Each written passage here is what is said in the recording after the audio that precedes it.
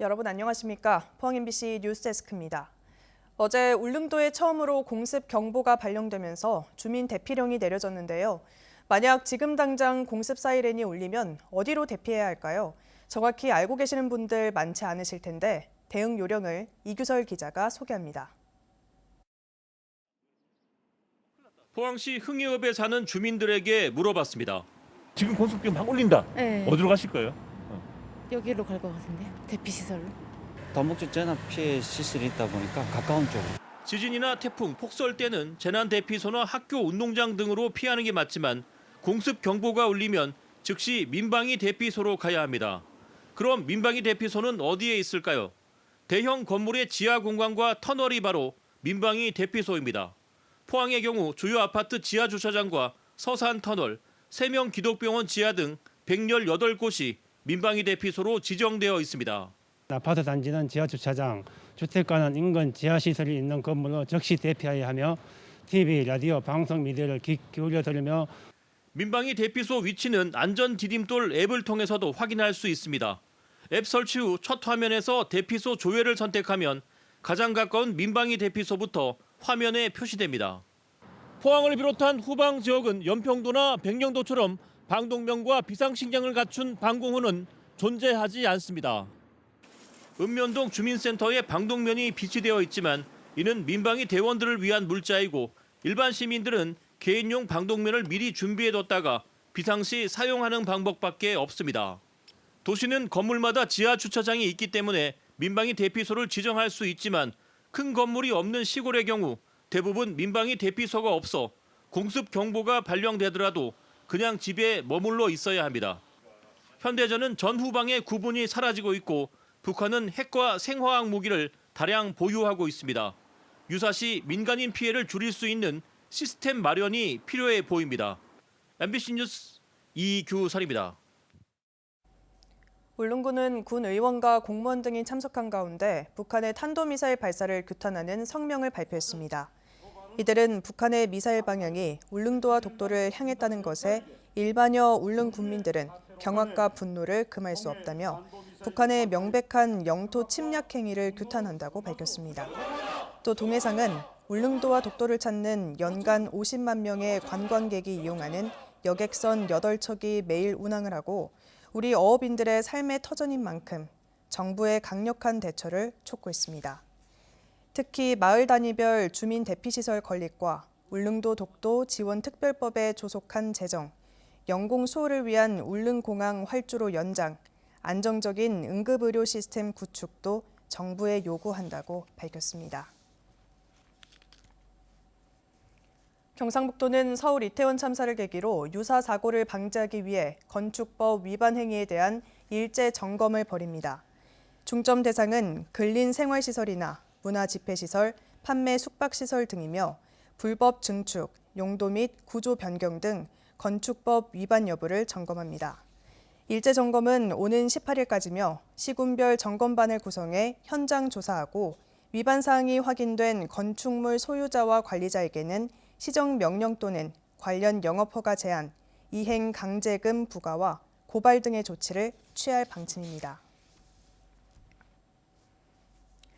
기후변화로 과일의 주산지가 북상하면서 경북에서도 바나나, 파파야, 애플망고 같은 아열대 과일 재배지가 늘고 있습니다.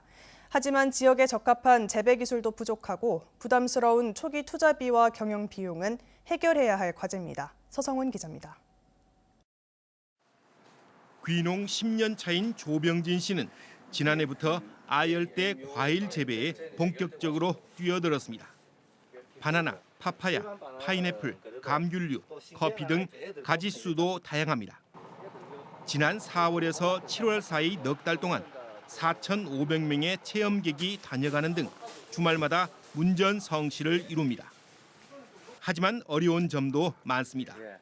대규모 단지가 아니다 보니 판로 개척이 쉽지 않습니다.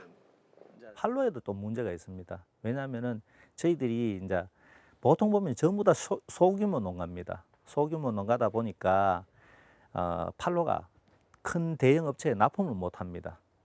그러니까 이게 규모화된다든지 단지화된다든지 이런 형태로 바뀌어야지만이 겨울을 나려면 난방은 필수인데 껑충 뛴 기름값도 걱정입니다. 초기 투자비와 시설 개선비도 부담입니다. 아열대 과일 재배가 초기 단기다 보니 지역 환경에 최적화된 재배 기술도 부족합니다. 지역에서 요 아열대 작물 하시는 분들이 많이 없기 때문에 작물을 키우는 데 대한 데이터가 거의 전무한 상태고요. 그러다 보니 장거리 제주도나 전라남도 쪽으로 학습을 위해서 가야 되는 상황이. 지자체들이 농가의 어려운 점을 돕고 있습니다. 청도군은 국비를 지원받아 아열대 작물 실증 시험장을 지었습니다. 유리와 비닐 두 종류의 스마트팜을 갖춰 어떤 과일이 어느 시설에 적합한지 살펴보고 있습니다. 온도와 습도, 차광, 공기 순환 등을 자동 조절해 과일 생육에 최적의 조건을 찾고 경영 비용을 줄이는 방법도 모색합니다. 현장에서 이론 교육도 가능하고 실습 체험 교육도 가능합니다. 여기 와서 충분히 어떤 작물을 키우실지에 대해서 고민해보고 상담해보실 수 있는 그런 교육의 장이 될 수 있습니다. 경북의 아열대 작물 재배지는 2017년 30헥타르를 밑돌던 것이 지난해에는 41.95헥타르로 늘었습니다. 아열대 농업 육성 조례를 만든 경상북도는 생산 기반과 기술 개발, 교육, 유통 지원으로 3년 뒤에는 재배 면적을 3배 이상 늘릴 계획입니다. MBC 뉴스 서승원입니다. 오는 17일 치러지는 2023학년도 대학 수학 능력 시험에서 포항지구에서는 4,684명이 응시했습니다. 포항에는 포항고와 포항제철고, 포항여고 등 12개 고사장이 마련되고 울진은 울진고, 영덕은 영덕고에서 시험을 칩니다. 또 만일의 사태에 대비해 포항중앙고가 예비 고사장으로 지정됐습니다. 예비 소집은 오는 16일 오후 2시로 재학생들은 각자 학교에서, 울릉 지역 학생들은 포항고와 포항여고, 포항이동고 등에서 수능 시험의 주의사항 등을 안내받을 수 있습니다. 포항시는 오늘 시청 대회의실에서 태풍 흰난로 피해 중소기업 100여 개사를 대상으로 산업위기 선제 대응지역 지정에 따른 기업체 지원 내용을 설명했습니다. 포항시는 긴급 경영 안정자금 200억 원 전 지원, 대출 만기 연장 또는 상환 유예, 지방투자 촉진 보조금 지원 비율 상향 등 피해 기업이 받을 수 있는 혜택과 신청 방법에 대해 안내했습니다. 포항은 지난 10월 31일 산업위기 선제 대응 지역으로 지정돼 앞으로 2년간 흰남노 피해 복구에 범정부적인 지원을 받게 됐습니다.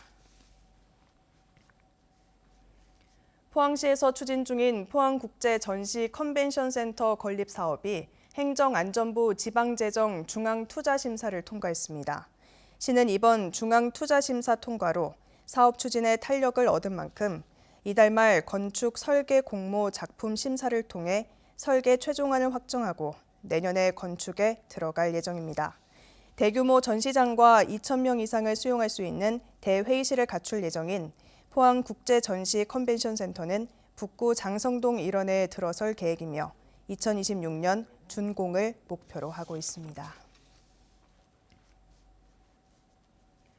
앞으로 오토바이를 타면서 시끄러운 소리를 내면 과태료 10만 원이 부과됩니다.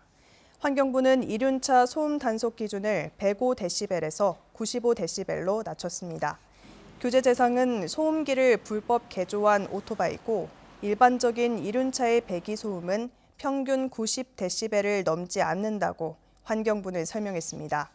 지자체는 고소음 이륜차의 사용 금지 지역과 구체적인 시간 등을 정해 단속할 예정입니다.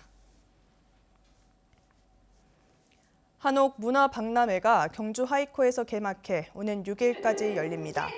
박람회에서는 한옥 건축 자재와 인테리어, 생활용품을 생산하는 31개 업체가 138개 전시 부스를 운영하고 한옥 시공, 유지, 보수에 관한 컨퍼런스와 한중일 전통 건축 양식 포럼도 열립니다. 또 한옥 건축 비용 자재 등에 대한 전문가 상담회도 열립니다. 경상북도는 한옥 설계 비용을 절감하도록 전국 최초로 개발한 4개 유형 32종의 경북형 한옥 표준 설계도를 전시하고 한옥 건립 시 각종 지원 사업도 홍보할 계획입니다. 울진군은 교통약자의 편의를 위해 경북 군단위 최초로 내년부터 전기 저상버스를 도입합니다. 울진군의 전기 저상버스는 승차 정원이 총 10명으로 기존 농어촌 버스 대비 연료비도 3분의 1 수준으로 줄어들게 됩니다. 울진군은 내년부터 노후 노선버스 교체 시 저상버스 의무화 지침에 따라 전기 저상버스를 점진적으로 도입해 나가겠다고 밝혔습니다.